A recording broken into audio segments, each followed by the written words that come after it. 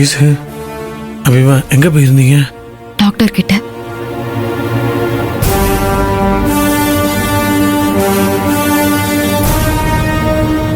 வணக்கம் மேடம். வணக்கம் sir.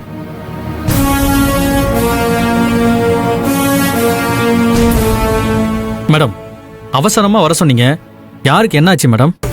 Sir, அபியோட அத்தையும் மாமாவும் விஷம் கலந்த சாப்பாடை சாப்பிட்டதுனால இங்க ஐசியூல அட்மிட் ஆயிருக்காங்க. அதை பத்தி விசாரிக்கிறதுக்காக தான் உங்களை ஃபோன் பண்ணி நான் வர சொன்னேன். சாப்பாடுல விஷம் கலந்திருக்காங்க. எதுக்காக இதை பண்ணாங்க, அவங்க மோட்டிவ் என்னன்னு கண்டுபிடிக்கணும் சார். Okay madam.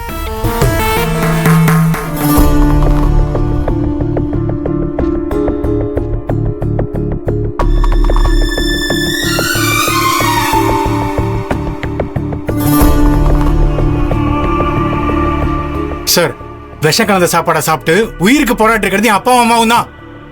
அதனால நான் தான் இவங்க மேல கம்ப்ளைண்ட் கொடுக்கணும். இவங்களுக்கு கம்ப்ளைண்ட் கொடுக்க எந்த தகுதியும் இல்ல.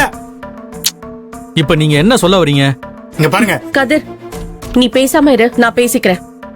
இன்ஸ்பெக்டர், சக்தி அண்ணனும் துர்காவும் சாப்பிட்ட சாப்பாட சமைச்சது தோ நிக்கிறாளே இந்த அபிதான்.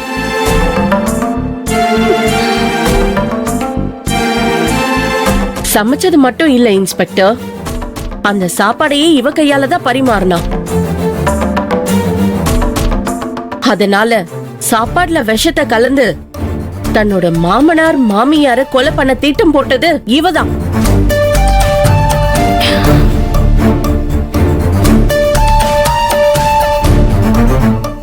இவங்களோட இந்த கொலை முயற்சியை மறைக்கிறதுக்காக தான் ஈஸ்வரி முந்திக்கிட்டு ரொம்ப நல்லவங்க மாதிரி உங்களுக்கு போன் பண்ணி வர வச்சு நாடகம் ஆடிட்டு இருக்கா. இங்க பாருங்க இன்ஸ்பெக்டர், ஈஸ்வரி சொல்ற எதையுமே நீங்க நம்ப கூடாது.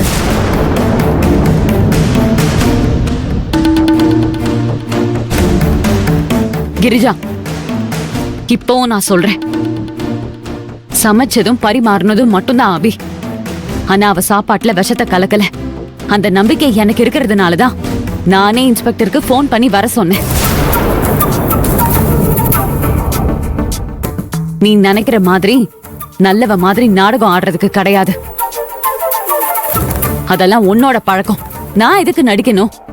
தப்பு பண்ணவங்க தான் நடிச்சு நடிச்சு ஏமாத்தணும்.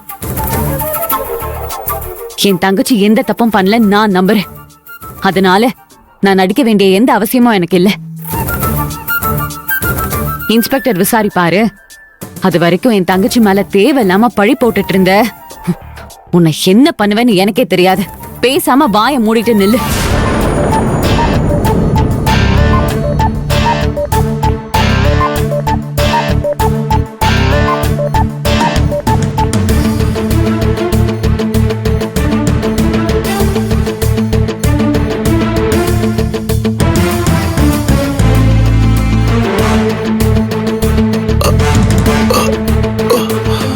சிஸ்டர்,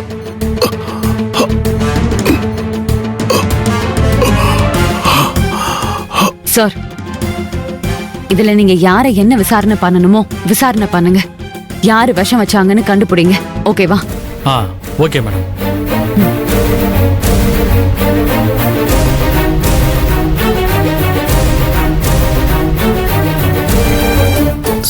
சிஸ்டர், என் ஒய்ஃப்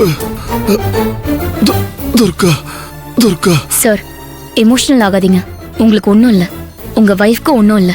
அவங்க உங்க பக்கத்துல தான் இருக்காங்க. அவங்களே இப்ப கண்ணு முழிச்சிருவாங்க. நீங்க டென்ஷன் ஆகாம இருங்க சார். துர்கா,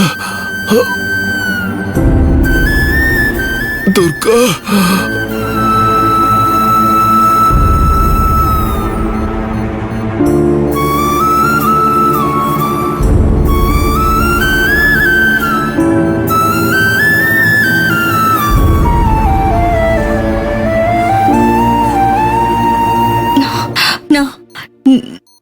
நான் எங்க இருக்கேன்?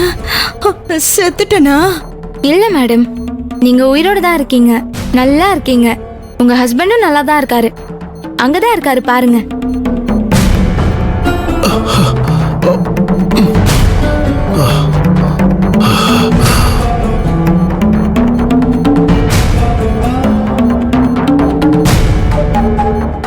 ரேவதி, போய் டாக்டர் சரிங்க கூட்டிட்டு வா. சிஸ்டர். இதோ பாரு அபி, பேஷண்ட் 2 பேரும் கண்ணு முழிச்சிட்டாங்க. நான் போய் டாக்டரை கூட்டிட்டு வரேன். ம் சரி.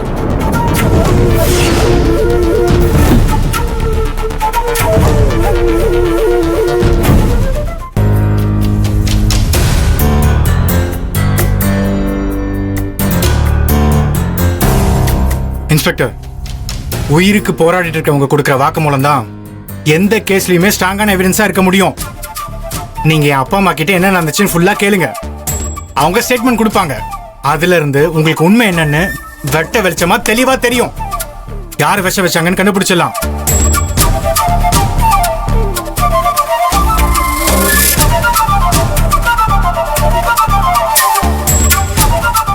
என்னங்க இவ்ளோ சத்தம்? என்ன பண்ணிட்டு இருக்கீங்க ஐசியூ முன்னாடி?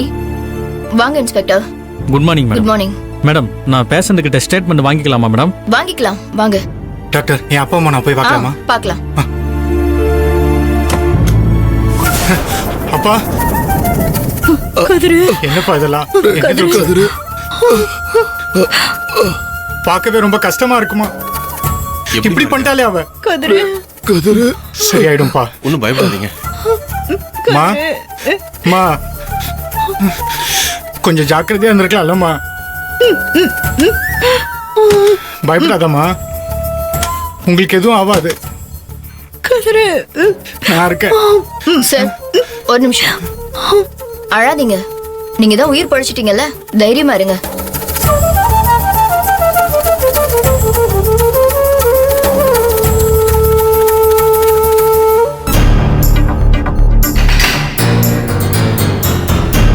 Everything is okay. இன்ஸ்பெக்டர், இவங்க கிட்ட என்ன கேட்கணுமோ கேட்டுக்கோங்க. Okay doctor.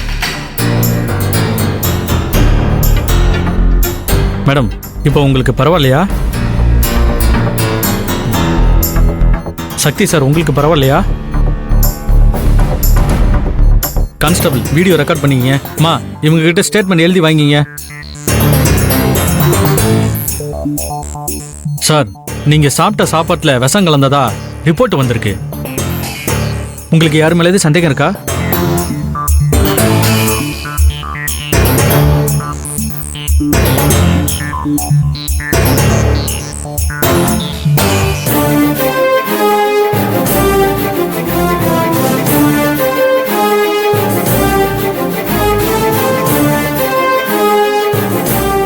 என் மருமக அபி மேலதான் சந்தேகம் சார்.